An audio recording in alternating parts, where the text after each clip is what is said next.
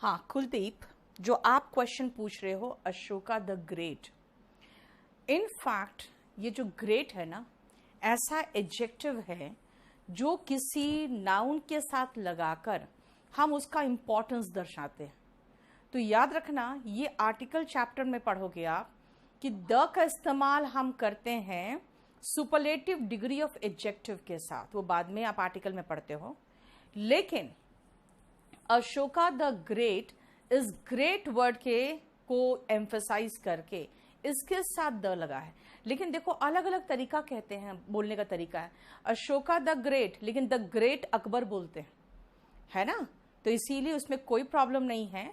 Superlative degree greatest के साथ the आना चाहिए था, लेकिन कभी कभी हम किसी के ग्रेटनेस दिखाने के लिए उसके साथ द लगा देते हैं, तो यहाँ पे उस एडजेक्टिव के साथ लगा दिया है। आज देखो इसमें नीचे चलो, अंकित का क्या है।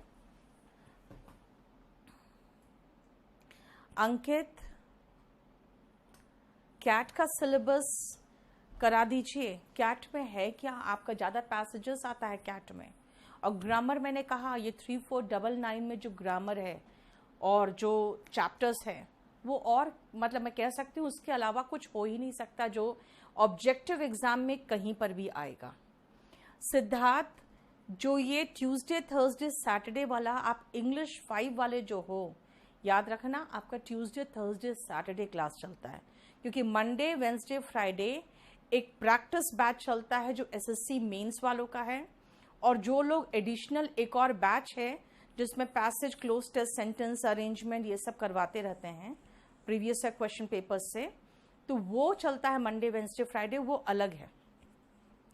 और क्या है क्वेश्चन?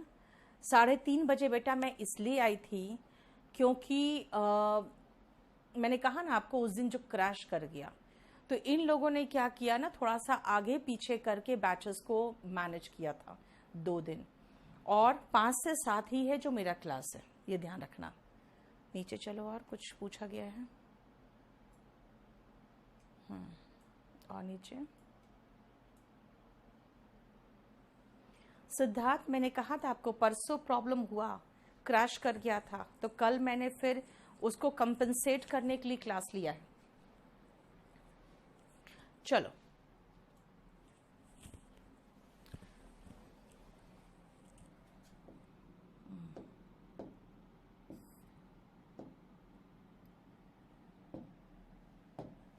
अब सुनो, मैं आपको वो बता दूं जो लास्ट क्लास में मैंने आपको पढ़ाया था, नाउन शुरू किया था, और मैंने आपको नाउन कहा था नेमिंग वर्ड है, फिर टाइप्स ऑफ नाउन बताया आपको, है ना। उसके बाद मैंने बताया प्रॉपर नाउन क्या है, कॉमन नाउन क्या है, एब्स्ट्रैक्ट, मटेरियल और कलेक्टिव बताया। लेकिन मैंने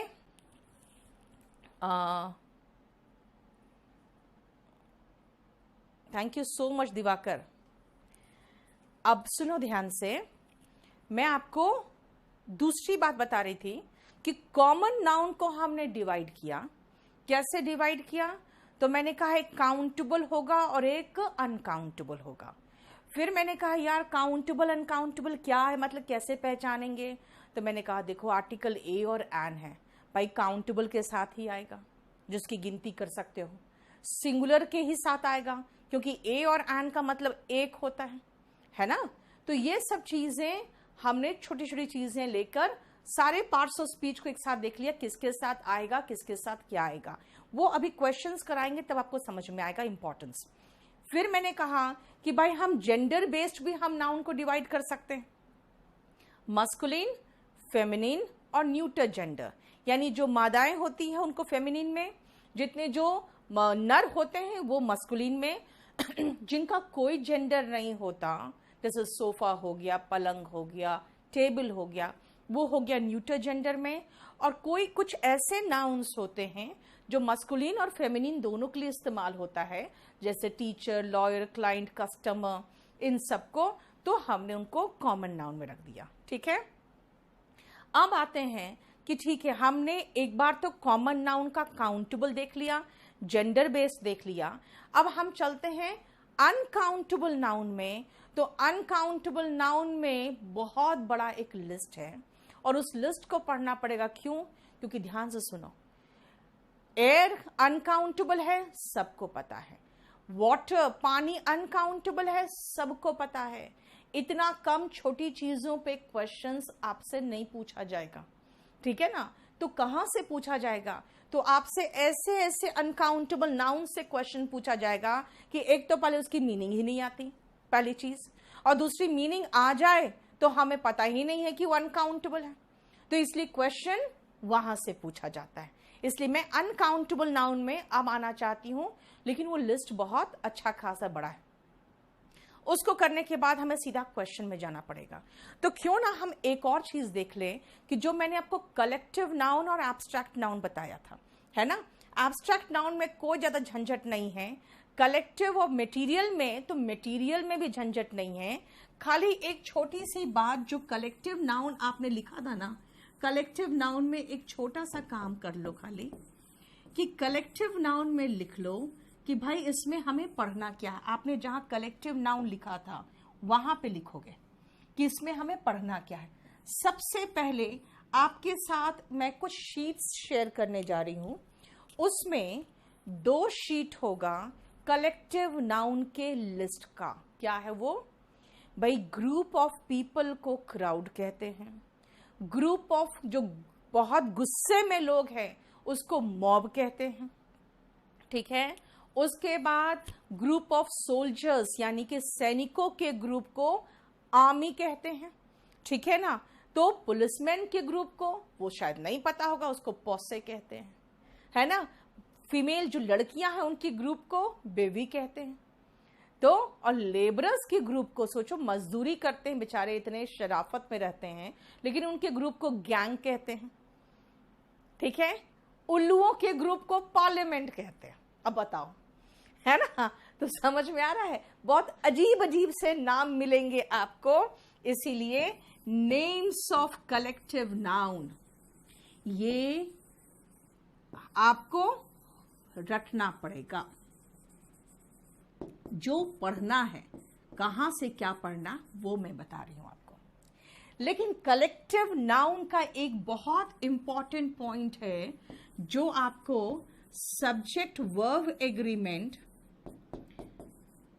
में भी देखोगे, और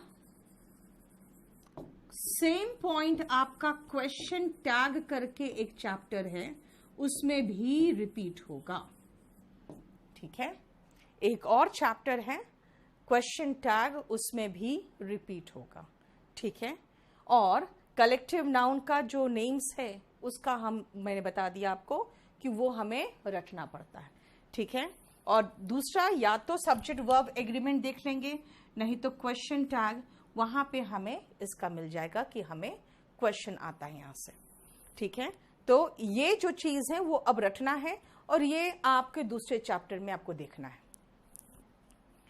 ठीक है?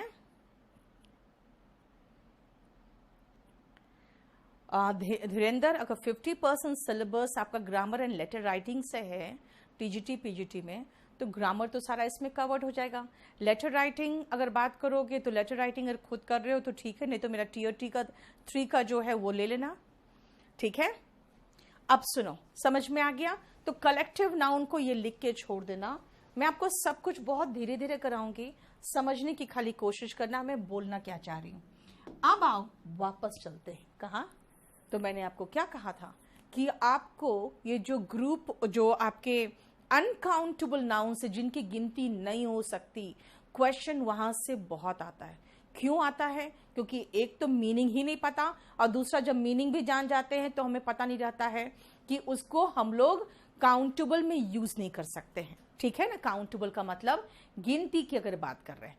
और ये जो लिस्ट है मैं आपको लिखवा रही हूं, इसलिए लिखो लिस्ट ऑफ अनकाउंटेबल नाउन्स, और इसके बाद हम लोग काफी क्वेश्चंस करेंगे ताकि आपको समझ में आए कि क्वेश्चंस कैसे आते हैं, ठीक है?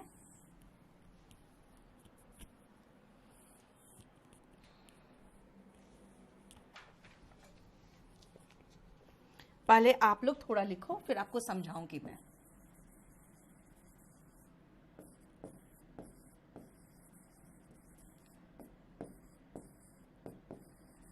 और आप लोग आगे चल के Tier 3 एग्जाम देने वाले हो, रिटन एग्जाम देने वाले हैं, इसलिए एक चीज खाली ध्यान रखना आप लोग कि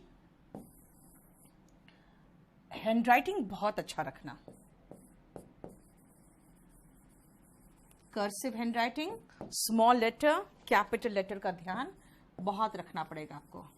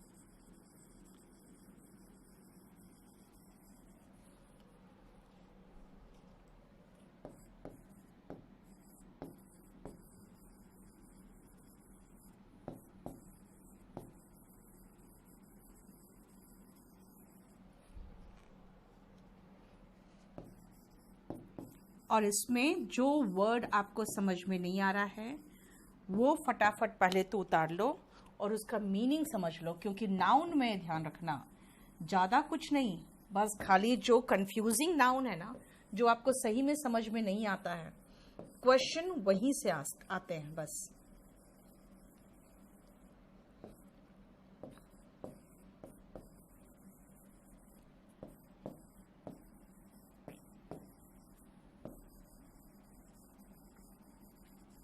ठीक है, चलिए।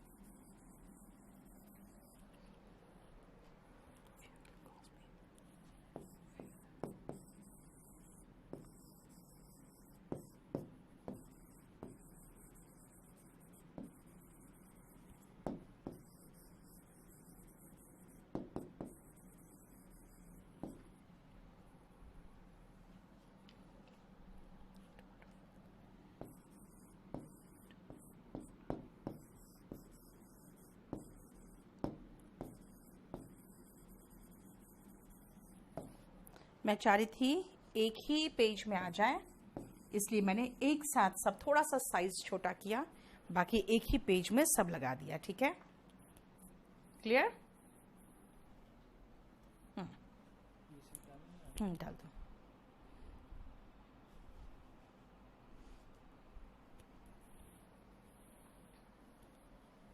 बेटा हैंडराइटिंग कैसे सही करते हैं, चलो मैं आपको 5 मिनट में कभी बता दूंगी। साउंड लो है, जरा देख लो एक बार। 50%, अच्छा हो गया इसका। आर्टिकल का क्वेश्चन कुछ नितेश पूछ रहे हो आप मेरे बुक से, मैं बता दूंगी, रुक जाओ।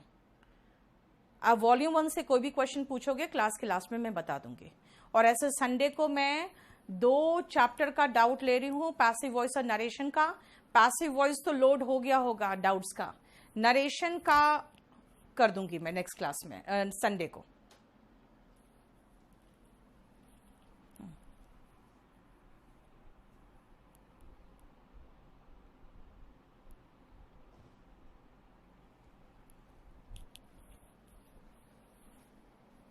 क्लियर? चलिए अब मैं आपको एक एक का मीनिंग बताने जा रही हूं, बहुत ध्यान से सुनना। और सब सारा वीडियो तो आपके पास सेव्ड ही है। अभी जानते हो जब मैं पढ़ाऊं ना, बहुत ध्यान से पढ़ो, एकदम अटेंटिव होके। एक भी क्वेश्चन आगे का नहीं पूछना, क्योंकि मुझे अच्छे से पता है 15-17 साल से पढ़ा रही हूं। आपके दिमाग में जो क्वेश्चन है वो मेरे पास ऑलरेडी आ चुका होगा, तो इसीलिए उसको आगे कहीं ना कहीं मैं बताने वाली हूं। जितना पढ़ाऊं ध्यान से पढ़ो, सेकेंड टाइम जब खुद देखो तो उस समय अपना नोट्स बना लो, ठीक है? अब सुनो, सीनरी का मतलब नजारा होता है। कहोगे नजारा का हम नजारे तो बोलते हैं, इंग्लिश में सीनरीज कुछ नहीं होता। इसका मतलब इन सब का बहुवचन नहीं बन सकता।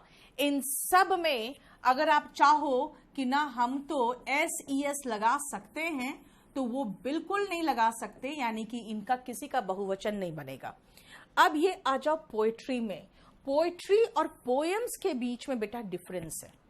पोएट्री और पोएम्स के बीच में डिफरेंस है। पोएट्री का मतलब काव्य होता है ना? अब समझो ध्यान से, इसका मतलब मैंने बताया आपको नजारा, इसका मतलब मैंने बताया आपको नजारा, इसका मतलब होता है काव्य। तो पूछोगे काव्य और कविता में डिफरेंस क्या है?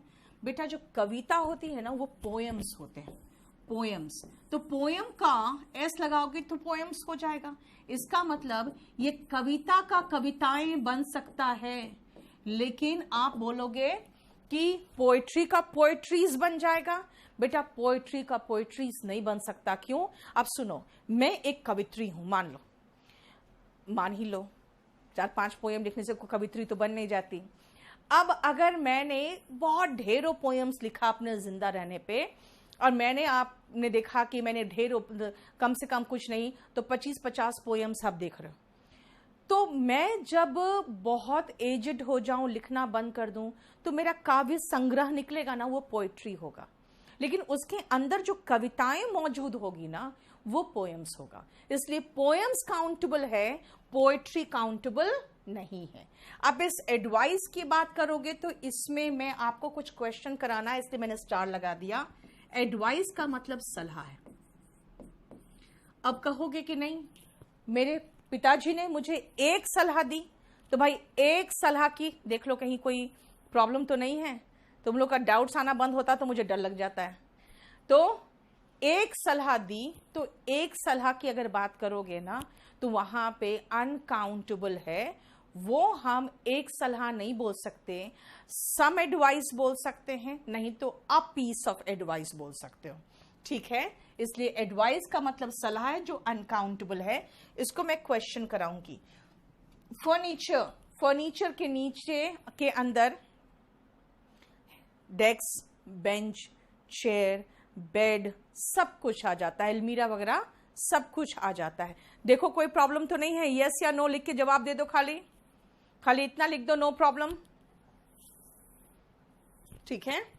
फर्नीचर वगैरह के अंदर सब कुछ आ जाता है, इसलिए फर्नीचर के अंदर जो डेस्क और बेंच आता है उसको डेस्क और बेंचेस वगैरह लगा सकते हैं, लेकिन फर्नीचर में नहीं। अब जो हेयर है, जिसका मतलब बाल होता है, उससे रिलेटेड मैं आपको क्वेश्चन कराऊंगी, इसलिए मैंने यहां पे स्टार लगा दिया। इंफॉर्मेशन, अगेन ये सूचना है। अब कहोगे हम तो कहते हैं एक सूचना मिली, कुछ नहीं होता, एक सूचना मिली, ठीक है ना? सूचना, no problem, okay, thank you so much Pawan and Nitesh, Gujral भी। तो एक सूचना मिली, तो आप अगर आप कहोगे नहीं, हम तो कहेंगे आई गॉट एन इंफॉर्मेशन, गलत हो जाएगा। इंफॉर्मेशन अगर एन लगाओगे, अनकाउंटेबल के साथ मैंने कहा था SES नहीं आ सकता, तो ये ध्यान रखना कि इनके साथ फिर आप ए और एन भी नहीं लगा सकते ना। अब बताओ कहां ये सब चीजें पढ़ाई है आपको मैंने? तभी तो मैंने कराया था उस दिन। क्या करवाया था? कल ही तो कराया था मैंने आपको कि भाई अनकाउंटेबल है, उसका बहुवचन नहीं बन सकता, उसका प्लूरल नहीं बनता, प्लूरल वर्ब नहीं लेता, आर्टिकल ए और एन नहीं ले सकता है, क्योंकि जिसकी गिनती नहीं हो सकती उसमें एक कहां से लगा दोगे? तो वही, हाँ, सम इंफॉर्मेशन हो सकता है। नीतीश बताओ क्यों हो सकता है? मैंने आपको पढ़ाया था, याद करो, कल लिखवाया था, अनकाउंटेबल में भी सम था और सिंगुलर में भी सम था और प्लूरल में भी सम था, यानी सम तीनों में था तो हम तीनों के साथ लगा सकते हैं। आए समझ में ना? कल क्यों लिखवाया था वो देखो ध्यान से और उसको समझने की कोशिश करो। फ्यूल में भाई जो ईंधन है, ईंधन को आप काउंट थोड़ी कर सकते हो, है ना, इसीलिए फ्यूल का फ्यूल्स नहीं होता। देखो बेटा, ये कॉस्ट जो है ना, मैं आपको नाउन पढ़ा रही हूं। अगर मैं वर्ब पढ़ाती तो सिंगुलर वर्ब में कॉस्ट में एस लगा सकते थे, जैसे दिस पेन कॉस्ट्स 10 रुपीज, तब कॉस्ट में एस लग जाता। लेकिन अब कहोगे कि ये क्या है, मैं पूरा अनकाउंटेबल नाउन का लिस्ट बता रही हूं, इसका मतलब है किसी चीज की कीमत, तो कीमत के साथ आप कभी भी, पता नहीं, देखो तो सही है, बड़ी ई की छोटी क्या होता है उसमें, है ना, उसका जो प्राइस होता है, ठीक है। तो प्राइस की अगर हम बात करें तो कभी भी हम नाउन के रूप में इसमें एस नहीं लगा सकते। देख लो, बताओ कोई प्रॉब्लम यहां तक? क्लियर? अब सुनो, यहां तक कोई प्रॉब्लम नहीं, लेकिन मैंने आपको ये लगाया है कि एडवाइस और हेयर से रिलेटेड हम कुछ क्वेश्चंस करेंगे, ठीक है। इसको मिटा दूं मैं,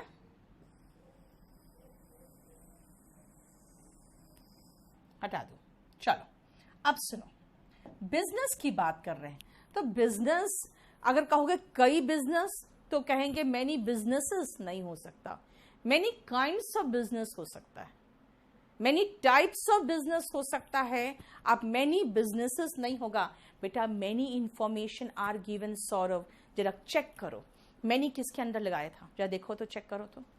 मैनी मैंने प्लूरल काउंटेबल के नीचे लगवाया था और इंफॉर्मेशन अनकाउंटेबल है।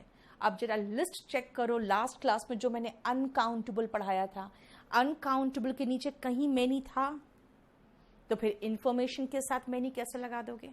याद करो, अनकाउंटेबल में मैंने सिंगुलर वर्ब लगाया था, आपने लिख दिया है मैनी इंफॉर्मेशन आर गिवन, आप प्लूरल वर्ब भी कैसे लगा सकते हो? तो मच इंफॉर्मेशन इज गिवन चलेगा, मतलब जो अनकाउंटेबल वाला लिस्ट था ना, जो जो चीजें थी उसमें, वो सब चल सकता है, राइट। कॉस्ट के साथ द लगा सकते हैं ना। हाँ देखो, मैंने क्या कहा था, द तो अकॉर्डिंग टू रिक्वायरमेंट हम किसी के साथ भी लगा सकते हैं, खाली ए और एन का चक्कर था कि प्लूरल के साथ नहीं आएगा और अनकाउंटेबल के साथ नहीं आएगा, ठीक है ना। क्लियर? चलो, द तो लग ही सकता है, a piece of information, very good Dheeraj.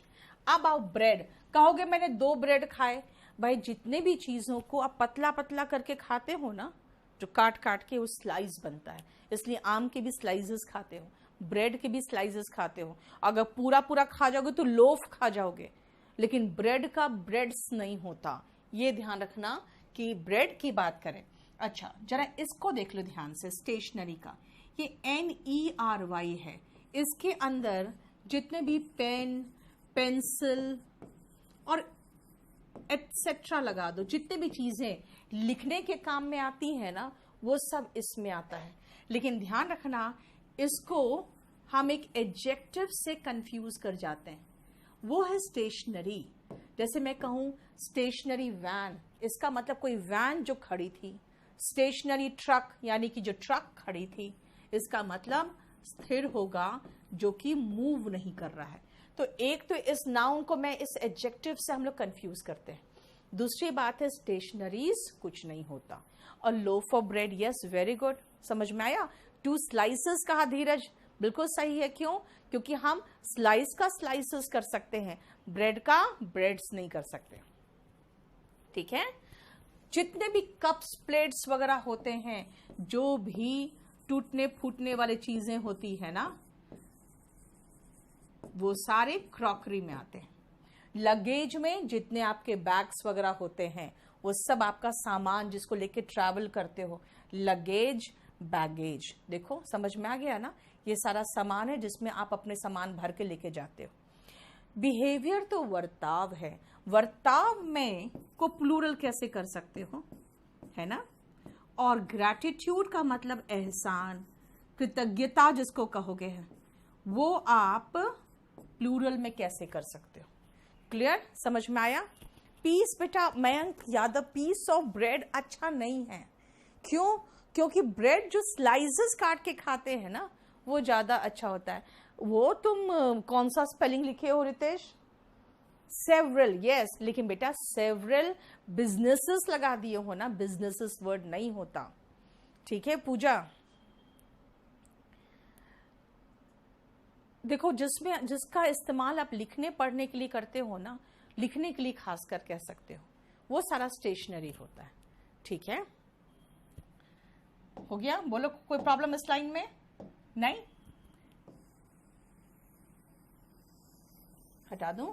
अब आओ तीसरा लाइन में, जितने भी पोस्ट करने के लिए, यानी कि जितने भी आपके डाक टिकट हो गए, उसके बाद एक लिफाफा हो गया, है ना, चाहे पोस्ट कार्ड हो गया, वो सब का इस्तेमाल, जितनी भी चीजें होती हैं वो पोस्ट कार्ड इत्यादि, ये सब आ जाएंगे पोस्टेज में।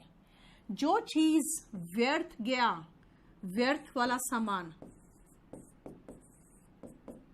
वो वेस्टेज है। जैसे कि अगर सुनार का देखा जाए तो उसका वेस्टेज भी फ्रूट। बेटा भी रुक जाओ निकिता, आगे की बात मत करो। आप लोग खाली है ना, एक काम करना, आपको लगे कि मैम बाई चांस कहीं ये ना छोड़ दे, तो उसको कहीं कोने में लिख के रख लो। मैं चैप्टर खत्म करूंगी, फिर आपके क्वेश्चंस भी ले लूंगी। आगे का मत करो बेटा। विजय कुमार का देखो प्रॉब्लम क्या है बेटा, लगेज में है ना सारा सामान आ जाता है, आपकी बेडिंग वगैरह भी आ जाएगा। बैगेज का मतलब बैग से रिलेटेड हो गया, बैगेज, है ना। एक बार रिफ्रेश करके चलाओ विजय, हो जाएगा। गीता आप भी। मैम द का यूज इंग्लिश सब्जेक्ट के लिए नहीं होता है बेटा। ये आप जो पूछ रहे हो आनंद, वो आर्टिकल का पूछ रहे हो। द इंग्लिश नहीं होगा, भाषा के साथ द नहीं आता है। ठीक है, हाँ, आई पुट देयर लगेज, वो तो ठीक है। इन क्लोक रूम बिल्कुल सही है। शौर्या, लॉट्स ऑफ इंफॉर्मेशन बिल्कुल चलेगा। क्यों? क्योंकि लॉट्स ऑफ मैंने काउंटेबल और अनकाउंटेबल दोनों में लिखा है। ठीक है, अब आओ नॉलेज। नॉलेज की गिनती तो हो नहीं सकती है। क्यों? क्योंकि वो ज्ञान है। ज्वेलरी यानी कि जितने भी आपके आभूषण हैं, वो सारा ज्वेलरी में आता है। ब्रेकेज यानी कि जो टूटा फूटा हुआ,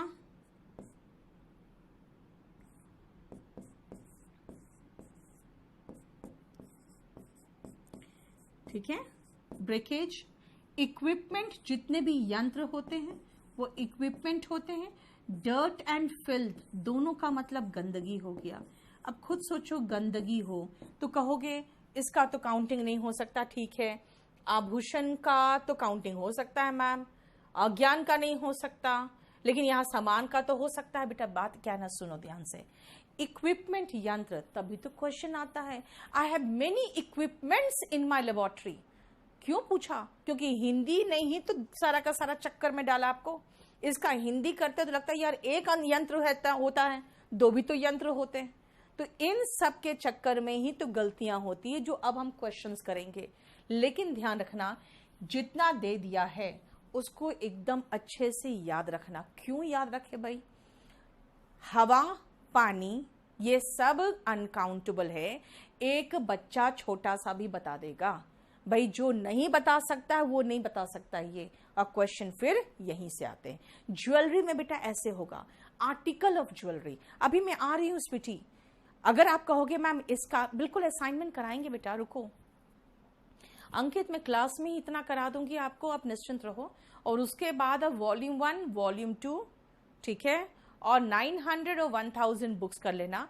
लॉकडाउन खुल जाए तो ठीक है, नहीं तो हम 10-12 दिन में सबके ई बुक्स ला देंगे। रुक जाओ भी, इतना टेंशन मत लो। ठीक है, आपको लग रहा है ना कि बुक्स की जरूरत है, बुक्स की जरूरत। आप खुद सोचो ना, मेरा लाखों करोड़ों का घाटा हो रहा है, मेरा सब कुछ बंद पड़ा हुआ है, तो आपसे ज्यादा हड़बड़ी तो मुझे होगी, है ना। इसीलिए सब निश्चिंत रहो,